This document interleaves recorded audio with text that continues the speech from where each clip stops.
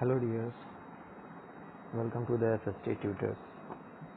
Today we are going to start the first chapter of polity, which is power sharing.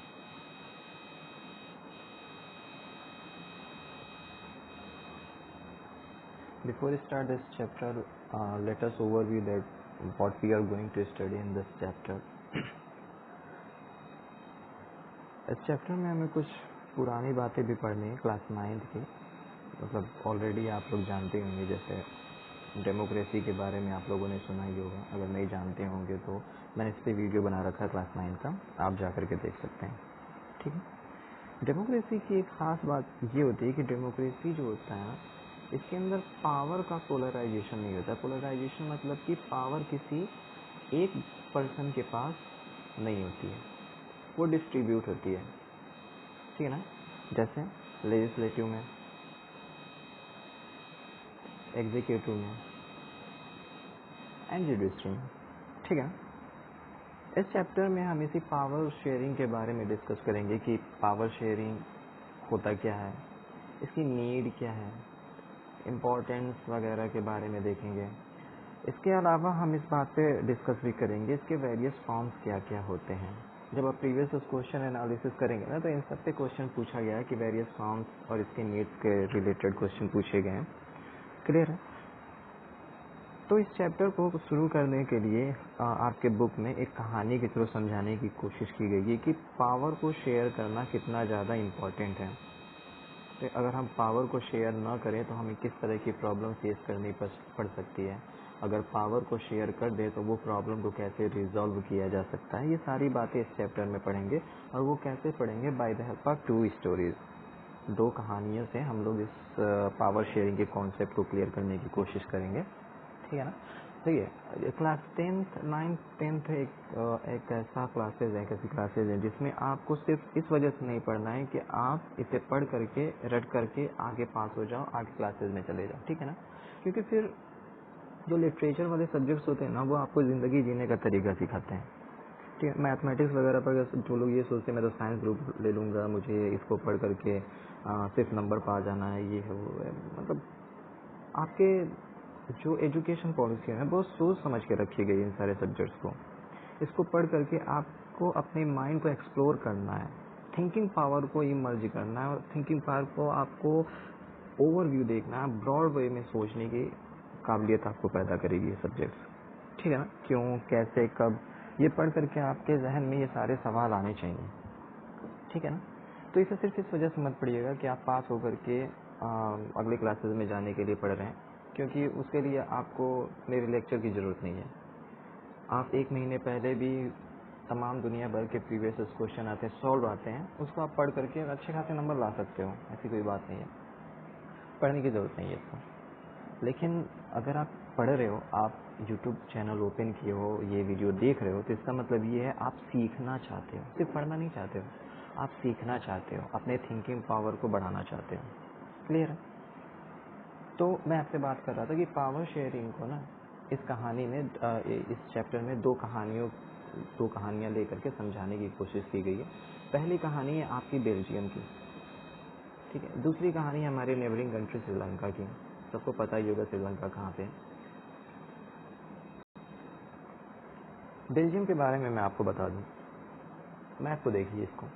Belgium एक European country, ठीक है, एक छोटा सा यूरोपियन कंट्री है, और इसके अगल बगल के जो देश हैं उसके बारे में थोड़ा सा जान लीजिए। 1 नंबर में क्वेश्चन पूछा गया है 1-2 बार, ठीक है ना।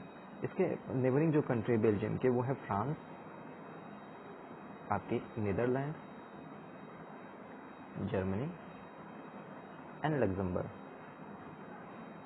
ठीक है, ये 4 देश हैं जो बेल्जियम के पड़ोस हैं। ठीक है, बेल्जियम की जो आप बात करेंगे एरिया की, वो हमारे, आप जानते हैं इंडिया में एक जगह हरियाणा स्टेट है, हरियाणा, उसके एरिया से ना छोटी एरिया है ये बेल्जियम, इतनी छोटी है कि वो हरियाणा से छोटी है। क्लियर है? पॉपुलेशन यहाँ पे ना मोर देन 1 करोड़ है। जो आप देखेंगे, अगर हरियाणा के पॉपुलेशन के अगर आप कंपैरिजन करेंगे तो आप पाएंगे कि हरियाणा की पॉपुलेशन जो है बेल्जियम के पॉपुलेशन से ज़्यादा है। बेल्जियम की एथनिक कॉम्पोजिशन की बात किया जाए तो वो काफ़ी कॉम्प्लेक्स है। एथनिक मतलब अच्छा, ये एथनिक एक नंबर में क्वेश्चन आपसे पूछा गया है कि डिफाइन एथनिक या what do you understand by the ethnic, ठीक है ना। वैसे तो मैं नोट्स आपको प्रोवाइड कर दूंगा, लेकिन साथ साथ चलेंगे तो ज़्यादा रिवीजन करने में आपको ज़्यादा आसानी रहेगी। देखिए, एथनिक क्या होता है? A social division based on shared culture. मतलब कि ध्यान से सुनिएगा, एथनिक क्या होते हैं? A social division based on the shared culture. मतलब सपोज कर लीजिए आपने फैमिली ट्रीज बनाते हैं, आप लोग अपने स्कूल में आपको मिलता है, जब छोटे रहे होंगे तो, अभी भी छोटे ही हैं खैर, तो आपको फैमिली ट्रीज बनाने को मिलता होगा। तो सपोज कर लीजिए 200-300 साल पहले ये एक कोई पर्सन है, इसके 2 बेटे हुए बी और सी, इसके जो फैमिली है वो ऐसे बढ़ती गई, ऐसे बढ़ती गई, ऐसे बढ़ती गई, ऐसे बढ़ती गई। और सपोज कर लीजिए कि आज उनकी एक फैमिली जो ओरिजिनेट हुई थी वो इंडिया में रहती है, बट उनकी उसी फैमिली का एक मेंबर कहीं दूसरे, सपोज करिए बेल्जियम में ही रहता है। क्लियर है? बट बेल्जियम में रहने के बावजूद भी वो अपने कल्चर को नहीं भूला है, अपने रिलीजन को नहीं भूला है। तो अगर कभी यहाँ से कोई पर्सन, इस फैमिली का कोई पर्सन यहाँ जाता है और देखता है कि यहाँ पे ये क्या है, जो मैं फेस्टिवल सेलिब्रेट करता हूँ, जो मैं अपने सिविलाइजेशन को परफॉर्म करता हूँ, कल्चर को परफॉर्म करता हूँ, इन द सेम वे ये वाला पर्सन भी यहाँ पे वैसे ही परफॉर्म करता है। उसके बारे में पता करते हैं, थोड़ी बातचीत होती है तो पता चलता है कि इसके दादा खानदान जो है यहाँ पे इंडिया में रहते थे।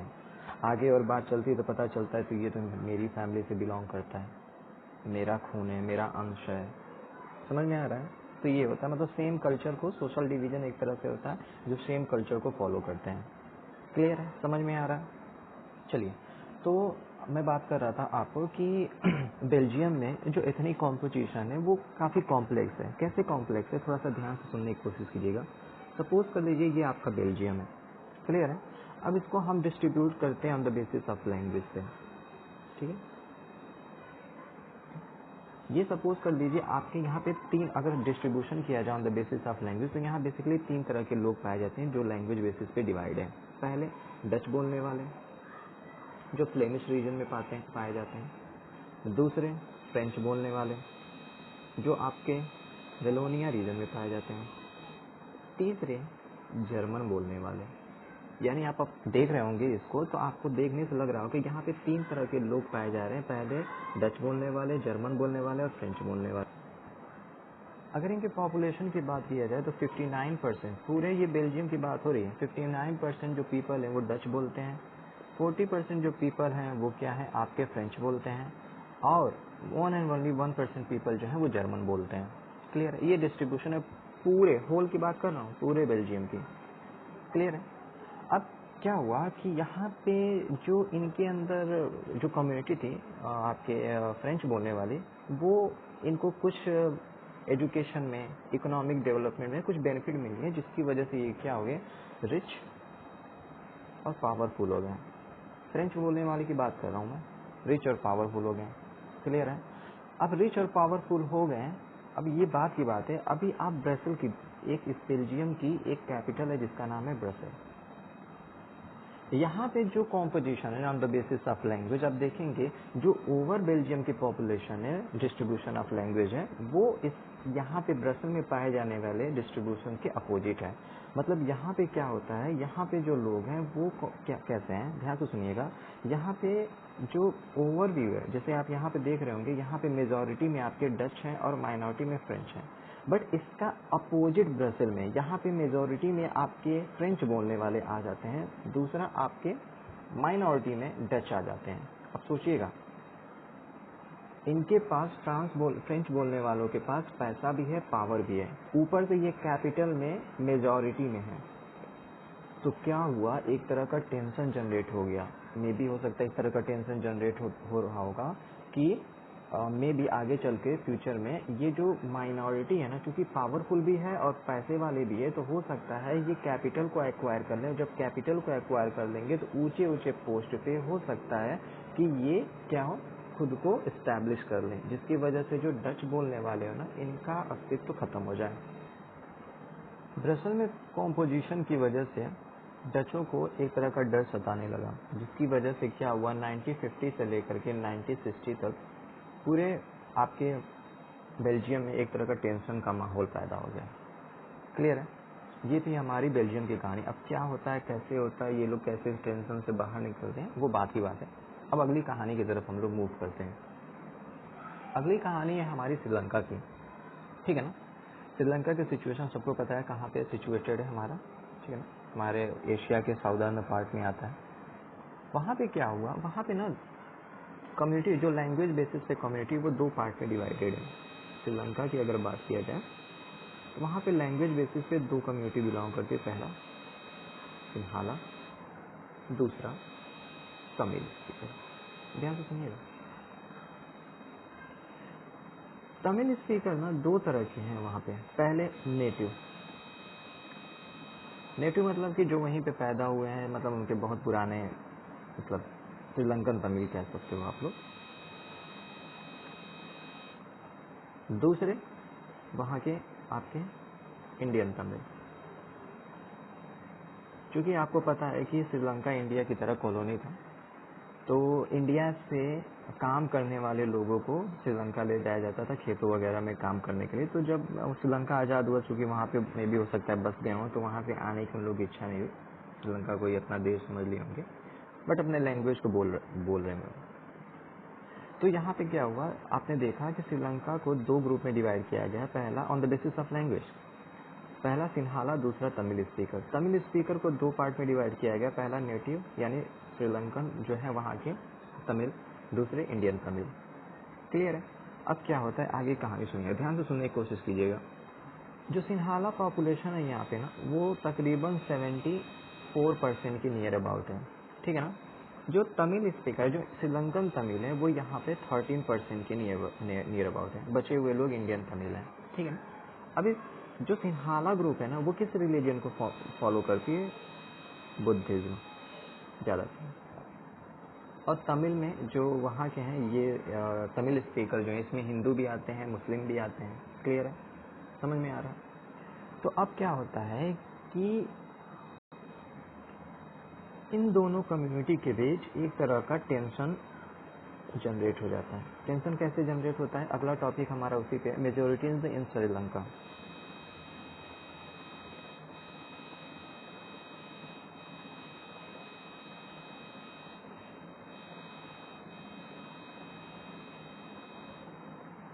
ठीक है, ध्यान सुनिए। अच्छा, एक नंबर में क्वेश्चन पूछा गया, what do you understand by the majorities.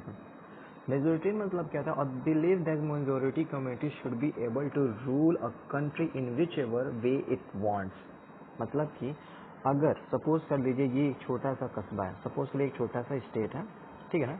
अब इस स्टेट के अंदर सपोज कर लिए 4 तरह के कम्युनिटी पाए जाते हैं। अब वो कम्युनिटी चाहे रिलीजन बेसिस पे हो, चाहे लैंग्वेज बेसिस पे हो, वो बात की बात है। क्लियर है? इसमें ये वाली जो कम्युनिटी है ना, ये क्या है, मेजोरिटी में है। अब इनका ये मानना है, क्योंकि हम मेजोरिटी में, हम ह्यूज अमाउंट में, हमारी जो पॉपुलेशन इनकी कंपैरिजन में ज़्यादा है, तो जो नियम, जो कानून, जो रूल, वो सब कुछ हमारे हिसाब से होना चाहिए। इसी कॉन्सेप्ट को बोला जाता है मेजोरिटी। डिफिनीशन इसका मैं लिखवा दूंगा, लेकिन बट अगर आप पढ़ रहे हैं तो यहीं पे सुन लीजिए। A belief that the majority should be able to rule a country in whichever way it wants। ठीक है, अगर हैंड राइटिंग समझ में नहीं आ रही है तो बस आप सुन लीजिए, मैं इसका नोट शेयर कर दूंगा आपका, डोंट वरी। ठीक है, मेजोरिटी इन श्रीलंका क्या है, ये कॉन्सेप्ट कैसे ये टेंशन का रीज़न बनता है श्रीलंका के अंदर। ठीक है ना, हमने अभी बेल्जियम के बारे में देखा कि बेल्जियम का कॉम्पोजिशन कैसा था, हमने अभी देखा श्रीलंका का कॉम्पोजिशन कैसा है। अब दोनों को मेजोरिटीज के कॉन्सेप्ट को समझने की कोशिश कीजिएगा।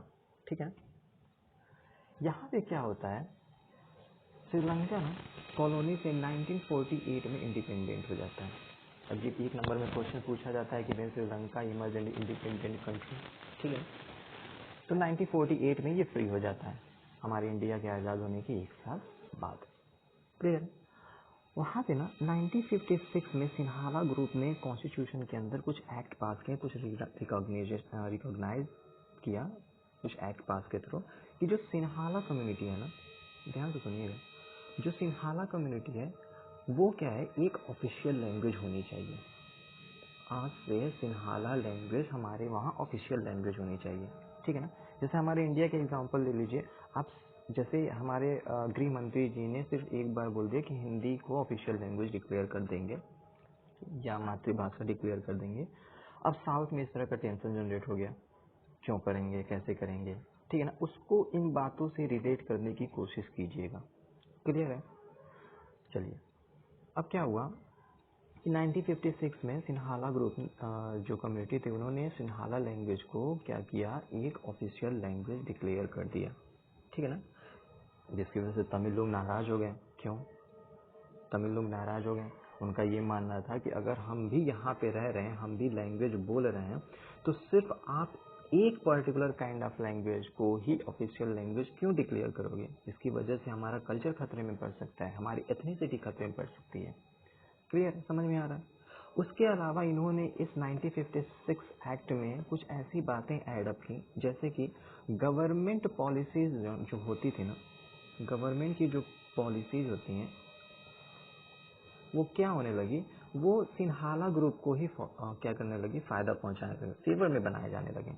इसके अलावा यूनिवर्सिटीज़ के अंदर, अदर गवर्नमेंट के जॉब के अंदर, पॉलिटिक्स के अंदर, हर जगह पे ना सिन्हाला खुद को क्या करने लगा, मेजॉरिटी का फ़ायदा उठाने लगा। मतलब हर नियम कानून अपने हिसाब से अपने फ़ायदे के लिए बनाने लगा। समझ में आ रहा है कुछ बातें? ठीक है, आगे देखिए क्या होता है। श्रीलंकन तमिल इन सारी बातों से बहुत ज़्यादा नाखुश होता है, खफा हो जाते हैं, और जिसकी वजह से एक तरह से क्या होता है कि वहाँ पे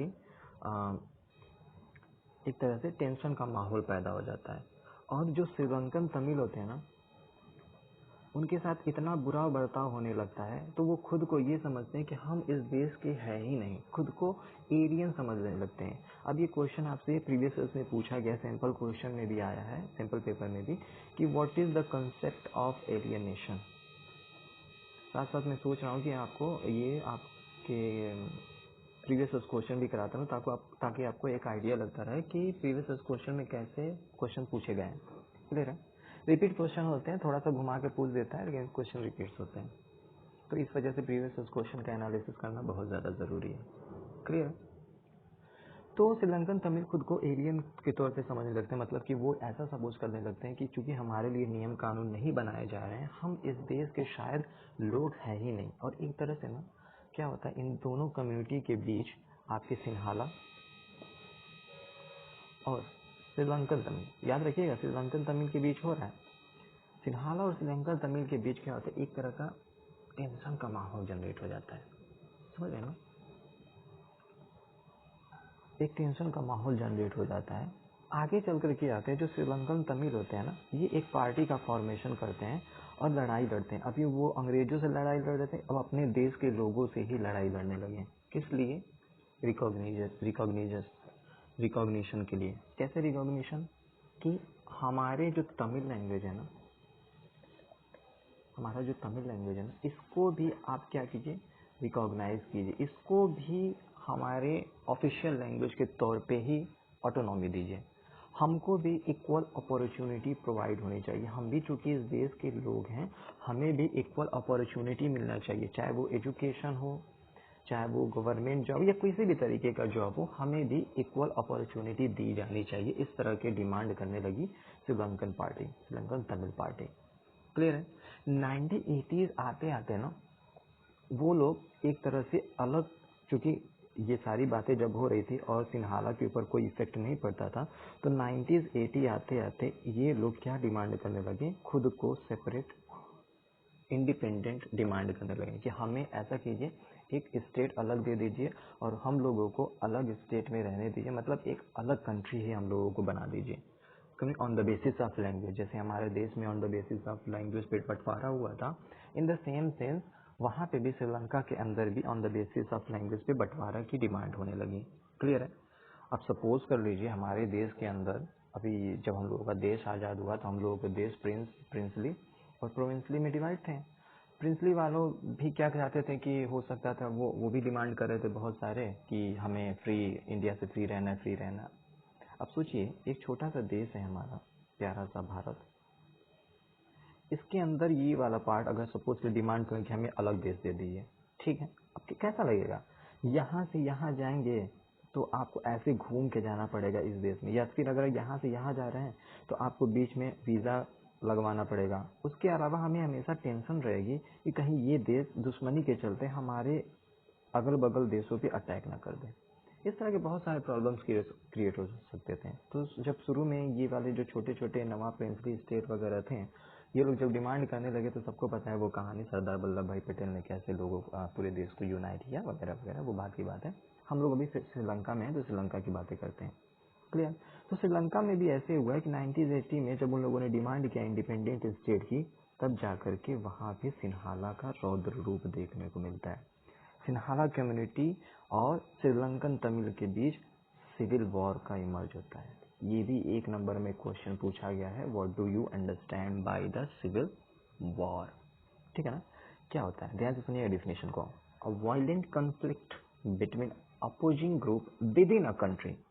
ध्यान से सुनिएगा, मैं लिख दे रहा हूँ, लिखने से ज़्यादा समझ में आएगा। अ वायलेंट कॉन्फ्लिक्ट, एक नंबर का क्वेश्चन है ये, conflict between opposing groups within a country, ठीक है ना। मतलब कि एक देश के अंदर, विद इन अ कंट्री, या देश के अंदर अगर एक वायलेंट कन्फ्लिक्ट हो जाता है बिटवीन अपोजिंग, दो अलग अलग ग्रुप के बीच एक देश के अंदर क्या हो जाता है, वायलेंट कन्फ्लिक्ट हो जाता है, तो इसको क्या बोला जाता है? Civil war. समझ में आ रहा है? चलिए,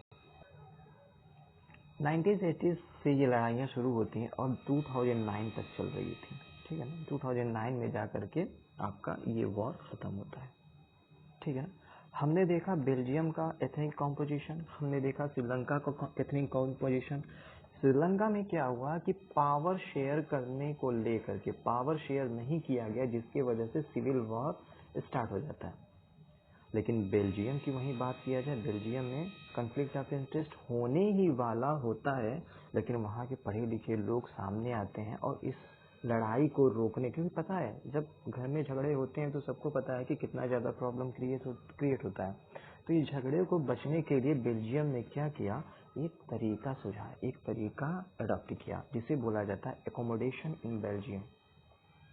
क्वेश्चन पूछा गया है, ठीक है ना, यहाँ पे हर एक टॉपिक से क्वेश्चन पूछा गया है। Accommodation in Belgium, direct question पूछा गया। इसका मतलब क्या है? एकोमोडेशन इन बेल्जियम मतलब क्या हुआ बेल्जियम के अंदर ऐसा कि वहाँ पे, श्रीलंका के अंदर तो सिविल वॉर हो गया, बट बेल्जियम के अंदर सिविल वॉर नहीं हुआ, वहाँ सिविल वॉर बच गया। क्या ऐसा हुआ, क्या चीज़ उन लोगों ने किया, ठीक है ना। तो उन्होंने क्या किया, बेल्जियम वालों ने पावर को डिस्ट्रीब्यूट कर दिया या शेयर कर दिया। कैसे पावर को शेयर किया? ध्यान से, बहुत ज़्यादा कॉम्प्लेक्स है पावर का, फिर भी वहाँ पे इतने शांति से लोग रहते हैं, क्लियर है? ध्यान से सुनिएगा, कैसे पावर को शेयर किया। पावर को उन्होंने ना 3 कैटेगरी में डिवाइड किया। पहला उन्होंने क्या किया, जो पूरे बेल्जियम है ना, वहाँ पे जो कॉन्स्टिट्यूशन में उन्होंने बातें लिखी, उन्होंने ये कहा कि सेंट्रल गवर्नमेंट में, सपोज करिए 3 गवर्नमेंट, सेंट्रल, दूसरा ब्रसल या कह लीजिए स्टेट, तीसरा कम्युनल गवर्नमेंट, ठीक है ना। मतलब कि सेंट्रल में जो गवर्नमेंट का फॉर्मेशन होगा वो क्या होगा, 50-50% सीट दी जाएगी, 50% डच बोलने वाले को, 50% आपके फ्रेंच बोलने वाले को। मतलब जो इलेक्शन होंगे ना वो सिर्फ और सिर्फ, क्योंकि आप देख रहे हैं पूरे बेल्जियम में डच मेजॉरिटी में, फिर भी डच मेजॉरिटी में होने के बावजूद भी यहाँ पे इलेक्शन जब होता था तो सेंट्रल पावर का डिस्ट्रीब्यूशन इस तरह से किया गया था कि 50, सपोज के लिए 100 सीट है तो 100 सीट में 50 सीट डच को दे दिया जाता था, 50 सीट इनको दे दिया जाता था, फ्रेंच बोलने वालों को। ब्रसल में आपने देखा कि इसका अपोजिट था, मतलब ब्रसल में आपने देखा फ्रेंच बोलने वाले मेजॉरिटी में थे, फिर भी यहाँ पे भी वही कॉन्सेप्ट लाया गया कि 50-50 का कॉन्सेप्ट लाया जाए, ये भी खुश ये भी खुश, यहाँ पे ये भी खुश ये भी खुश। क्लियर है। इसके अलावा ना अगर किसी कम्युनिटी से रिलेटेड कोई प्रॉब्लम होता था ना, तो वो इसके लिए एक अलग से कम्युनल गवर्नमेंट का फॉर्मेशन किया गया था, जिसमें लैंग्वेज से रिलेटेड लोग बैठे रहते हैं, फ्रेंच, जर्मन, डच, इनसे लोग बैठे रहे, और इनको कोई प्रॉब्लम होती है, इस लैंग्वेज से रिलेटेड कोई प्रॉब्लम होती है, रिलीजन से रिलेटेड कोई प्रॉब्लम होती है, तो वो लोग यहाँ पे देखते हैं, इनकी ये जिम्मेदारी होती है। समझ में आ रहा है। अब हमने देखा कि श्रीलंका और बेल्जियम दोनों के पावर डिस्ट्रीब्यूशन को थोड़ा सा ध्यान से समझने की कोशिश कीजिएगा, दोनों कहानियों को। कंक्लूजन पे आते हैं। हमने देखा कि बेल्जियम के अंदर हमने क्या किया, पावर को डिस्ट्रीब्यूट कर दिया, शेयर कर दिया, जो जिसकी वजह से वहाँ पे सिविल वॉर नहीं हो पाया, झगड़ा फसाद दंगा ये सब नहीं हो पाया, एक देश खुशहाली से रहने लगा। वहीं पे श्रीलंका के अंदर श्रीलंका के जो मेजोरिटी थे वो मेजोरिटीज के कॉन्सेप्ट को फॉलो करना चाहते थे, मतलब कि वो सारी की सारी पावर मेजोरिटी के पास रखना चाहते हैं, जिसकी वजह से कन्फ्लिक्ट ऑफ इंटरेस्ट पैदा होता है और आगे चल करके वो सिविल वॉर में कन्वर्ट हो जाता है। सोचिए। क्लियर है। तो ये आपका पावर शेयरिंग करना कितना ज़्यादा ज़रूरी है ये आपने देखा। अगर पावर शेयर नहीं करेंगे ना, तो आपके जो और लोग और कम्युनिटी के जो लोग बिलोंग कर रहे होंगे, वो क्या सोचेंगे कि ये जो नियम ये कानून बनाएंगे सिर्फ और सिर्फ अपने फायदे के लिए बनाएंगे, वोट मांगने जाएंगे। सपोज कर लीजिए आपका इंडिया है, प्यारा सा भारत है, ठीक है। यहाँ पे मेजोरिटी में कॉन्सेप्ट को फॉलो किया जाए तो यहाँ पे सपोज कर लीजिए यहाँ पे वोट देने के राइट को जो माइनॉरिटी में लोग हैं उनको हटा दिया जाए, तो जो नियम कानून बनेगा ना वो सिर्फ मेजोरिटी में जो लोग रह रहे हैं इनको खुश करने के लिए बनेगा। ये लोग तो खुश हो जाएंगे लेकिन देश जो है बर्बाद हो जाएगा आपका। क्लियर है। इसी वजह से हमारा देश इतना ज़्यादा खूबसूरत है, हमारे कॉन्स्टिट्यूशन को लिखने वाले लोगों ने इतनी बेहतरीन तरीके से कॉन्स्टिट्यूशन को लिखा गया है कि ईच रिलीजन ईच लैंग्वेज को पार्लियामेंट के अंदर जगह दी गई है, जिसकी वजह से हमारे वहाँ जो कन्फ्लिक्ट है ना वो पैदा नहीं हो पाता है on the basis of language. कोई ये डिमांड नहीं करता है कि हम अपने इस देश से अलग हो जाएंगे, बीच में से हैदराबाद आकर के अलग नहीं होने की डिमांड करेगा। क्लियर है। तो कॉन्फ्लिक्ट ऑफ इंटरेस्ट को बचाने के लिए पावर शेयरिंग करना बहुत ज़्यादा ज़रूरी है, और देश को भी बचाने के लिए पावर शेयरिंग करना बहुत ज़्यादा ज़रूरी है। अगला जो हमारा हेडिंग है वो है why power sharing is desirable. Power sharing करना क्यों डिजायरेबल, क्यों वांछनीय, क्यों ज़रूरी है। क्लियर है। समझने की कोशिश कीजिएगा। पावर शेयर को ना आप दो पार्ट में डिवाइड करके कर सकते हैं। पावर शेयर के डिजायर को आप दो पार्ट में, क्यों ज़रूरी है उसको दो पार्ट में करके आप बता सकते हैं। पहला प्रूडेंशियल क्यों, दूसरा आपका मोरल। दोनों को ध्यान समझिए। प्रूडेंशियल क्या होता है कि कोई भी डिसीजन लिया जाए वो क्या होता है कि on the basis of calculation लिया जाता है, कि अगर हम कोई डिसीजन ले रहे हैं तो वो हम ये सोच कर ले रहे हैं कि इसका प्रॉफिट क्या होगा, इससे लॉस क्या होंगे। ये सारे कैलकुलेशन के बाद से अगर हम कोई डिसीजन लेते हैं तो उसे बोला जाता है प्रूडेंशियल डिसीजन। मोरल वैल्यू क्या होता है कि इसमें देखा जाता है, हमेशा नियम कानून को फॉलो नहीं किया जाता है, इसमें देखा जाता है कि हमारी एक मानवता क्या है। ऑन द बेसिस ऑफ मानवता हम देखते हैं। फॉर एग्जांपल के लिए मोरल मतलब अगर हम सिंपल लैंग्वेज में बात करें तो सपोज कर दीजिए कि एक अधिकारी है, उसका ये कर्तव्य है कि वो ज़मीन पे बैठ करके अपने लोगों की बातें नहीं सुनेगा, वो कुर्सी बैठ के सुनेगा। बट देखता है कि एक बूढ़ी औरत आती है और वो क्या कहती है कि साहब मेरे वहाँ बहुत ज़्यादा परेशानी है। वो अधिकारी क्या करता है, एक नैतिकता के लिए, एक अपने से बड़े लोगों को इज्जत देने के लिए वो अपनी कुर्सी छोड़ करके आता है और उसके साथ ज़मीन पे बैठ करके बातें करता है, उसके प्रॉब्लम को सुनता है। ठीक है। तो हम पावर शेयरिंग क्यों डिजायरेबल है उसको हम दो पार्ट में डिवाइड करके पढ़ सकते हैं। पहला प्रूडेंशियल, दूसरा मोरल। अगर आप डायरेक्ट भी लिख जाएंगे ना, देखिए मैं आपको इस पे पूरा एक लेक्चर दे दूंगा एग्ज़ाम से पहले, 1 महीने पहले इस पे वीडियो बना दूंगा कैसे आंसर राइटिंग करी जाती है, क्योंकि मेरे स्कूल के भी बच्चे बहुत ज़्यादा ऐसी बातें करते हैं कि सर हमें समझ में नहीं आता कैसे आंसर राइटिंग किया जाता है। तो आंसर राइटिंग एक कला होती है, वो आप धीरे धीरे सीख जाओगे। क्लियर है? मैं उस पर लेक्चर दे दूंगा आपको एक। तो यहाँ पे बस आप समझिए कि यहाँ पे क्या हो रहा है। यहाँ पे पावर को आप चाहे तो 2 पार्ट में डिवाइड करके लिख सकते हैं, या फिर डायरेक्ट 0.1, 0.2, 0.3, 0.4, 0.5 ऐसे करके आप पॉइंट वाइज लिख सकते हैं कि ये रीजन है कि हमें पावर शेयरिंग को क्या करना चाहिए, डिजायरेबल रखना चाहिए। क्लियर है? समझ में आ रहा है? पहला रीजन क्या है? पहला रीजन ये है कि पावर शेयरिंग क्या करता है, रिड्यूस द, अभी हमने पढ़ा, reduce the conflict of interest. Power sharing अगर हम कर लें, एग्जाम्पल के तौर पर हमने श्रीलंका को देखा, वहाँ पे पावर शेयरिंग नहीं किया गया, जिसकी वजह से वहाँ पे कॉन्फ्लिक्ट ऑफ इंटरेस्ट पैदा हो गया और आगे चल करके वो सिविल वार में कन्वर्ट हो गया। बट अगर हम पावर को शेयर कर दें तो वो कॉन्फ्लिक्ट ऑफ इंटरेस्ट को क्या कर देता है, रिड्यूस कर देता है और लोग शांति से उस देश में रहने लगते हैं। ठीक है ना? दूसरा क्या करता है कि पावर शेयरिंग करने से पॉलिटिकल स्टेबिलिटी आती है। पॉलिटिकल स्टेबिलिटी का मतलब क्या होता है कि अगर पावर को शेयर न किया जाए तो आज एक गवर्नमेंट है, 1 महीने बाद हो सकता है फसाद की वजह से, सिविल वॉर की वजह से कोई दूसरा गवर्नमेंट आ जाए। फसाद अभी भी कम नहीं हुआ तो उसकी वजह से फिर से ये पावर में आने की कोशिश करें, फिर ये पावर में आने की कोशिश करें। जैसे आप जब नेशनलिज्म पढ़ रहे होंगे, अगर आप लोगों ने पढ़ा होगा, या फ्रेंच रिवोल्यूशन में अगर आपने पढ़ा होगा, तो आपने देखा होगा कि फ्रांस में क्या हो रहा था। कभी आपका लुइस 16 आ जा रहा था, कभी कंजर्वेटिव वाले आ जा रहे थे। मतलब एक तरह से हमेशा झगड़े फसाद की वजह से वहाँ पे क्लियरिटी नहीं थी, पॉलिटिकल स्टेबिलिटी नहीं जनरेट हो पा रही थी। क्लियर है? इसके अलावा आप क्या कह सकते हैं, तीसरा पॉइंट आप लिख सकते हैं, power sharing is the very spirit of democracy. Democracy की आत्मा है पावर शेयरिंग करना। अगर एक कोई देश डेमोक्रेटिक कंट्री है तो उसमें पावर शेयर करके ही आप उस देश को चला सकते हैं। कैसे चला सकते हैं?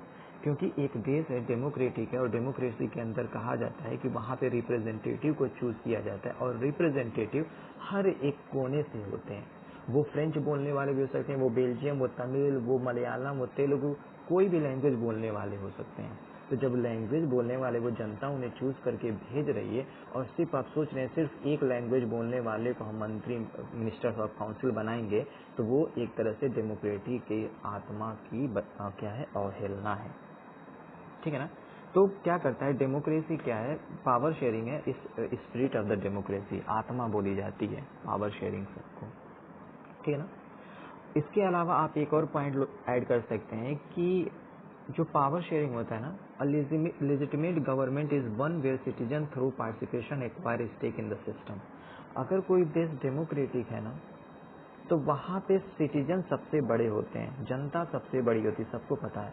तो जब जनता सबसे बड़ी होती है तो जनता के चुने हुए जो लोग हैं उनको उनकी बात रखने की इजाजत देना। क्लियर? इसी वजह से पावर शेयरिंग हमारे लिए बहुत ज़्यादा इम्पोर्टेंट है। अगर आप पावर शेयरिंग नहीं करेंगे तो आपको बहुत सारे प्रॉब्लम्स क्रिएट हो सकते हैं। इसके फायदे मैंने आपको 4 बता दिए हैं। क्लियर है?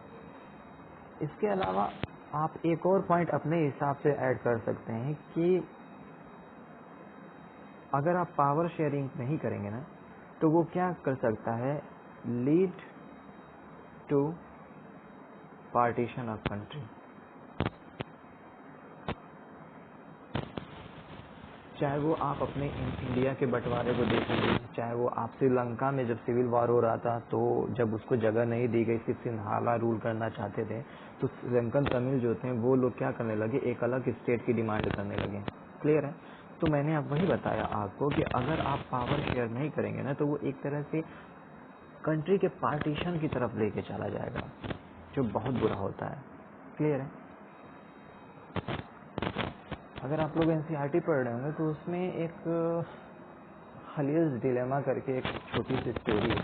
उस स्टोरी को इस वजह से मैं बता दे रहा हूँ क्योंकि मैंने बोला ना आपको कि आप सिर्फ इस वजह से मत पढ़िए कि आपको पास होकर के आगे बढ़ना, आप इस वजह से भी पढ़िए कि आपकी थिंकिंग पावर को क्या किया जाए, बढ़ाया जा सके। इस वजह से मैं इस कहानी को सुना रहा हूँ, ध्यान से सुनने की कोशिश कीजिएगा। और इस पे मतलब कि हो सकता है कि केस स्टडी के तौर पे पूछ लिया जाए आपसे एग्ज़ाम में, आप तो देख ही रहे हैं कि केस स्टडी पूछा जा रहा है, या फिर अनसीन पैसेज, सीन पैसेज दे करके उससे क्वेश्चन पूछे जा रहे हैं। क्लियर? तो इसमें क्या है, खलील डिलेमा में कहानी के तौर पे आप लोगों ने विक्रम बेताल की कहानी सुनी होगी, विक्रम और बेताल की कहानी सुनी होगी, ठीक है ना। विक्रम के ऊपर बेताल बैठ जाता है और उससे हमेशा सवाल पूछता है और उससे बोल रखा होता है कि अगर विक्रम ने क्या किया, उसके सवालों का जवाब नहीं दिया तो उसका वो सर काट देगा। क्लियर? उसी तरीके से ये कहानी चलती है एक कहानी के तौर पे, जिसमें क्या होता है, विक्रम मॉडर्न कहानी चूंकि तो बाइक वगैरह आ गया है, तो विक्रम जो है ड्राइविंग कर रहा है मोटर बाइक पे, पीछे उसके वेताल बैठा हुआ है और वेताल उसको एक कहानी सुनाता है। कहानी कैसे? वो कहानी सुनाता है लेबनान के एक शहर बेरूत का, लेबनान के एक शहर बेरूत में, जहाँ पे एक खलील नाम का बंदा रह रहा था। क्लियर है? वहाँ पे ना खलील जो था, वो उसकी जो माँ थी वो सुन्नी मुस्लिम थी और जो उसके फादर थे वो ऑर्थोडॉक्स क्रिश्चियन थे। ऑर्थोडॉक्स क्रिश्चियन मतलब कि पुरानी क्रिश्चियनिटी को फॉलो करने वाले, ऑर्थोडॉक्स मतलब कि पुराने तौर तरीकों को फॉलो करने वाले। क्लियर? लेबनान के शहर बैरूत में खलील नाम का बंदा रहता था, जिसकी माँ सुन्नी थी, मुस्लिम थी और उसके फादर क्रिश्चियन थे। क्लियर है? ये आपके लेबनान में कॉमन है, क्योंकि लेबनान में कई तरह के रिलीजन के फॉलो करने वाले लोग रहते थे। क्लियर? वहाँ पे भी सिविल वॉर हुआ, लेबनान में भी सिविल वॉर हुआ, और जब सिविल वॉर खत्म हुआ ना, तो दोबारा इन फ्यूचर न हो उसके लिए वहाँ पे क्या किया गया, वहाँ के जब पावर शेयर जब किया गया, वो कुछ इस तरह से किया गया, ध्यान से सुनिएगा। जो पावर का डिस्ट्रीब्यूशन किया जाए, शेयर किया गया कंट्री के अंदर, वो कुछ इस तरह से किया गया, जो प्रेसिडेंट होगा ना लेबनान सर का, जो प्रेसिडेंट होगा वो कैथोलिक क्रिश्चियन होगा। ठीक है, ध्यान से सुनिएगा। जो प्राइम मिनिस्टर होंगे ना वहाँ के, वो सुन्नी मुस्लिम होंगे। ठीक है, जो डेप्यूटी प्राइम मिनिस्टर होंगे वो आपके ऑर्थोडॉक्स क्रिश्चियन होंगे। क्लियर है? जो स्पीकर के बारे में क्लास 8 वगैरह में आपने पढ़ा होगा, किसको स्पीकर बोला जाता है, वो शिया मुस्लिम्स होंगे। क्लियर है? खलील इस टाइप के पावर शेयर से सेटिस्फाई नहीं था। उसका ये मानना था कि इलेक्शन में ईच एंड एवरी वन को पार्टिसिपेट करने का इजाजत दिया जाए। जो जीते, वो चाहे प्रेसिडेंट का इलेक्शन लड़े वो किसी रिलीजन से बिलोंग कर रहे हैं, वो प्राइम मिनिस्टर का इलेक्शन लड़े वो किसी भी रिलीजन से बिलोंग करें। ठीक है ना। उसके बाद से क्या हुआ, इलेक्शन लड़ने के बाद जो भी कम्युनिटी जीते, ठीक है ना, वो क्या करे, प्रेसिडेंट को पोस्ट को एक्वायर करे, पीएम के पोस्ट को एक्वायर करे, न कि सिर्फ और सिर्फ एक पर्टिकुलर काइंड ऑफ कम्युनिटी ही, एक पर्टिकुलर काइंड ऑफ रिलीजन को फॉलो करने वाला ही प्रेसिडेंट का चुनाव कर सके। क्लियर है? ये सरासर उसका मानना था, ये गलत है एक तरह से। अभी अच्छा आगे चलिए, आप खुद सोचने की क्या ये सही है, आखिर में सवाल आएगा आपसे, क्या ये सही है, ये गलत है। ठीक है ना। तो इस तरह के क्या हुआ कि पावर डिस्ट्रीब्यूट किया गया, जिससे खलील जो है खुश नहीं था, ही वॉज नॉट हैप्पी। तो उसने कहा कि हमें, चूंकि हम लोग क्या है कि इलेक्शन करवाना चाहिए, इलेक्शन करवा करके जो भी जीते, कोई भी इस इलेक्शन में पार्टिसिपेट, किसी भी रिलीजन से बिलोंग करता है, इस इलेक्शन में पार्टिसिपेट करे, जीते तो प्रेसिडेंट बने। क्लियर? सब सिर्फ हम इस वजह से उन्हें प्रेसिडेंट नहीं बना सकते, वो कैथोलिक चर्च क्रिश्चियनिटी से बिलोंग करते हैं। हम सिर्फ उसे इस वजह से पीएम नहीं बना सकते कि वो सुन्नी मुस्लिम है। हम उन्हें सिर्फ इस वजह से डिप्टी पीएम नहीं बना सकते कि वो क्या है कि ऑर्थोडॉक्स क्रिश्चियन है। हम सिर्फ इस वजह से उन्हें स्पीकर नहीं बना सकते वो शिया मुस्लिम है। आप इलेक्शन लड़िए, जीतिए, जीत करके उस पोस्ट को एक्वायर कीजिए। क्लियर है? तो आगे चल करके बेताल विक्रम से सवाल करता है कि बताओ बेताल कि जो खलील की आइडियोलॉजी है वो सही है, या फिर लेबनान में वो जो चल रहा है करंट में वो सही है, या तुम्हारे मन में कोई और तरह के गवर्नमेंट का फॉर्मेशन करने का लेबनान में तरीका अगर आ रहा हो तो वो भी बता दो आप। क्लियर है? अच्छा, आप विक्रम के जगह पे होते हैं, सवाल है आपके लिए, अगर आप विक्रम के जगह होते हैं तो आप क्या करते हैं? ये सोचने की पावर को इमर्ज करता है। ठीक है ना।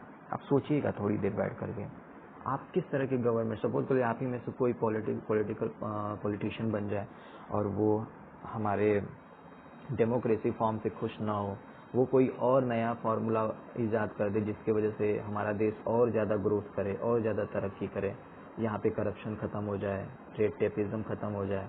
क्लियर? तो जब सोचेंगे अभी से, तभी तो आप आगे चल के उसे इम्प्लीमेंट करेंगे। तो ये आपके लिए होमवर्क है, आप सोचने की कोशिश कीजिएगा। क्लियर है? अब चलते हैं हमारे अगले और आखिरी टॉपिक पे। हमारा जो अगला टॉपिक है ना वो है फॉर्म्स ऑफ पावर शेयरिंग।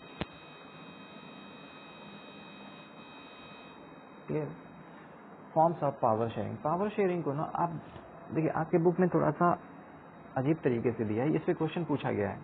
ठीक है, आप क्या कीजिएगा, इसको ना 2 कॉलम में डिवाइड कर लीजिएगा कि पावर शेयरिंग को हम 2 टाइप से डिफाइन कर सकते हैं। पहला हॉरिजॉन्टल फॉर्म ऑफ पावर, दूसरा vertical form of power. Clear है? आपसे पूछा जाता है, इससे क्वेश्चन पूछा गया है। क्लियर है? मैं बताता हूँ क्वेश्चन क्या है। क्वेश्चन है आपका what is the difference between horizontal and vertical distribution of power, mention any 2 advantage of horizontal distribution. 2016-17 में पूछा गया। ठीक है ना? मतलब पावर का जो डिस्ट्रीब्यूशन है वो 2 कैटेगरी में डिवाइड किया गया है, पहला हॉरिजॉन्टल, दूसरा वर्टिकल। मैथमेटिक्स वाला ही हॉरिजॉन्टल वर्टिकल। अब जब मैं इसे बताऊंगा ना तो आपको और अच्छे समझ में आएगा। ठीक है, ध्यान से सुनिएगा। ठीक है, अगर पावर को क्या कीजिए, हॉरिजॉन्टल डिस्ट्रीब्यूशन को पहले बता रहा हूँ। अगर पावर को सेम रैंक वाले लोगों के बीच डिस्ट्रीब्यूट किया जाए, ठीक है ना, यहाँ से यहाँ, यहाँ से यहाँ, यहाँ से यहाँ, तो उसे बोला जाता है हॉरिजॉन्टल पावर। फॉर एग्जांपल के लिए आपका लेजिस्लेटिव हो गया, एग्जीक्यूटिव हो गया और जुडिशरी हो गया। क्लियर? समझने की कोशिश कीजिएगा। मैंने बोला कि हॉरिजॉन्टल पावर क्या होता है कि पावर का डिस्ट्रीब्यूशन सेम लेवल के लोगों पे किया जाता है, उसे बोला जाता है हॉरिजॉन्टल पावर। वर्टिकल पावर क्या होता है कि जैसे हमारे ऊपर से नीचे जो आप ऑर्डर दे रहे हैं ना वो ऊपर से नीचे ट्रांसफर हो रहा है।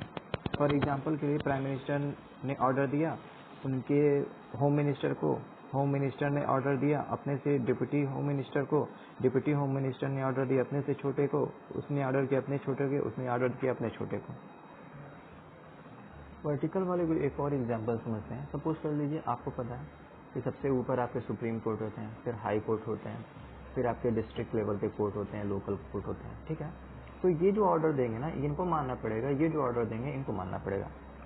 इसके अलावा अगर इन्होंने कोई डिसीजन दे दिया, समझे, अगर इन्होंने कोई डिसीजन दे दिया तो ये इनके डिसीजन को ओवरटर्न नहीं कर सकते हैं। इन्होंने अगर कोई डिसीजन दे दिया तो ये इनके डिसीजन को ओवरटर्न नहीं कर सकते हैं। समझे ना? मतलब एक में पावर आपका क्या चल रहा है, ऐसे चल रहा है, एक में पावर का डिस्ट्रीब्यूशन ऐसे चल रहा है, ऊपर से नीचे कोई ऑर्डर पास हो रहा है, एक में ऑर्डर ऐसे पैरेलल में चल रहा है। क्लियर? समझ में आया? अब इसका इम्पोर्टेंस क्या है, हॉरिजॉन्टल पावर में ना सब एक दूसरे को चेक बैलेंस करते हैं। आप सपोज कर लिए लेजिस्लेटिव पावर है, एग्जीक्यूटिव को चेक बैलेंस करता है और जुडिशरी इन दोनों को चेक बैलेंस करता है, और जुडिशरी को आपका लेजिस्लेटिव चेक बैलेंस करता है। क्लियर है? समझ में आ रहा है या ऊपर से बाउंस कर रहा है? एक बार नहीं समझ में आया फिर से बैक कीजिएगा और दोबारा से सुनने की कोशिश कीजिएगा। क्लियर है? ये था आपका चैप्टर। इस चैप्टर में इतनी बातें थी। नोट्स भेज दूंगा, एक बार उसे पढ़ने की कोशिश कीजिएगा। पढ़ करके आप प्रीवियस क्वेश्चन फिर देखने की कोशिश कीजिएगा, और अगर कोई कॉन्सेप्ट क्लियर नहीं हो रहा है तो आप कमेंट कीजिएगा, उस पर मैं एक छोटा सा शॉर्ट्स में वीडियो बना के आपको शेयर कर दूंगा। क्लियर है? समझ में आ रहा? आई होप आपको ये सारी बातें क्लियर हुई होंगी। अगर नहीं क्लियर होंगी तो आप कमेंट बॉक्स में जो अगर कोई डाउट होगा तो आप उस पर कमेंट बॉक्स में लिख सकते हैं, और लिख करके उस टॉपिक से रिलेटेड मुझसे क्या कर सकते हैं, क्वेश्चन कर सकते हैं। मैं ट्राई करूँगा उस पर सारे आंसर्स लेने के। क्लियर है? As much as possible. Clear है? चलिए, आई होप आपका दिन अच्छा रहे और आप लोग अच्छे मार्क्स से पास हों। काफ़ी आसान होता है, ज़्यादा टेंशन लेने की जरूरत नहीं है। आराम से पढ़ते रहिए, धीरे धीरे पढ़ते रहिए और बहुत अच्छा होगा आपका SST वगैरह। ये मार्क्स आपको बहुत ज़्यादा दिला के जाएंगे। क्लियर? Don't worry. चलिए, अगर आपको ये वीडियोस पसंद आया हो, लेक्चर समझ में आया हो, तो इसे लाइक, चूँकि मैं लाइक कीजिएगा, ठीक है ना? चलिए, मिलते हैं अगले दिन अगले टॉपिक पे। तब तक के लिए हैव अ गुड डे।